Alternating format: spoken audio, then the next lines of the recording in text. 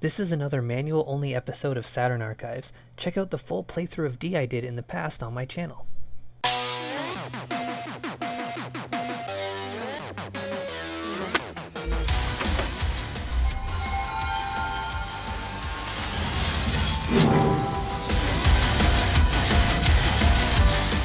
Like I said at the beginning of this video, I've already played D on my channel. I did this for Halloween some years ago. Check the cards on the right side of this video to check that out. What I didn't do was check out the manual, and that's because my copy of D is, unfortunately, disc only. But like with Virtual Cop, I have obtained it online, so let's begin. As we can see, the cover is, in my opinion, pretty cool. It definitely catches your eye. It makes you wonder what the hell this game's about, and it's a little creepy, it's a little spooky. It was definitely suitable for the Halloween vibe. Basic table of contents. And first thing we see is story instead of starting up, which is second, but let's start with story. The year is 1997. It's the dead of night in Los Angeles. There has been a mass murder at the General Hospital on the outskirts of town. The perpetrator is the director of the hospital, Richter Harris. He has locked himself up in the hospital and taken a number of patients as hostages. The police are helpless, unable to move in. Richter's only daughter, Laura Harris, hearing of the situation, rushes to LA from San Francisco and drives along to the tragic scene at the hospital grounds. Will Laura be able to penetrate the riddle of her transfigured father? And then after that, of course, we get the general starting up thing, and it tells us that there are 2 discs. Basic stuff like, hey, wipe the disc if it doesn't work. And then this is an important warning here on the second page. This game has no save function, but requires 5 units of internal backup RAM. When playing this game on a widescreen TV, part of the screen may not be displayed. So it's pretty much telling you, like, hey, you gotta beat this in one go. It is a pretty short game, and you can beat it in one go, if you know what you're doing. It might take a couple of shots, though. Got the operation, the buttons are very simple. This is a cinematic game. It's just all cutscenes, so it's very straightforward. Kind of like Mansion of Hidden Souls, which I've done earlier in the series. And then action. Throughout the game, you'll come upon numerous items that can be manipulated in a variety of ways. Everything is potentially helpful or harmful, so be on your toes. The A button is used to touch, open, take, or move things. Use the D-pad to move in the direction you wish to go.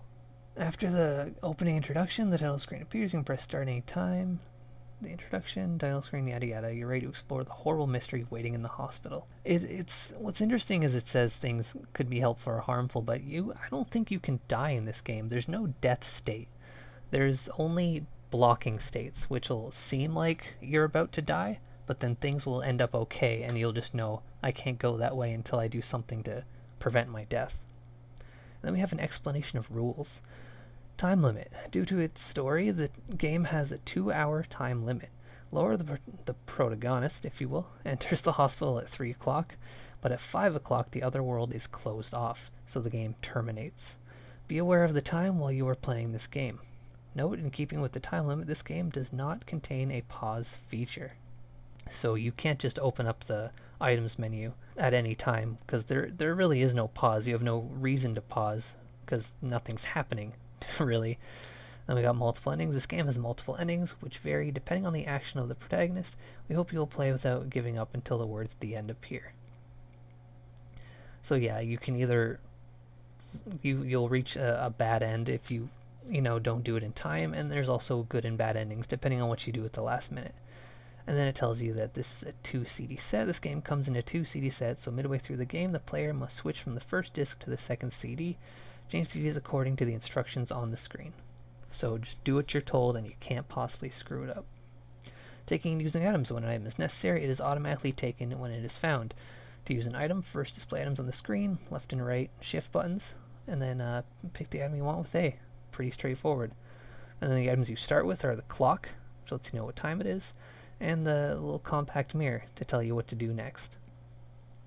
That has a number of uses. You can actually only do that, I think, 3 times, which it doesn't say here, but that's a personal tip from me.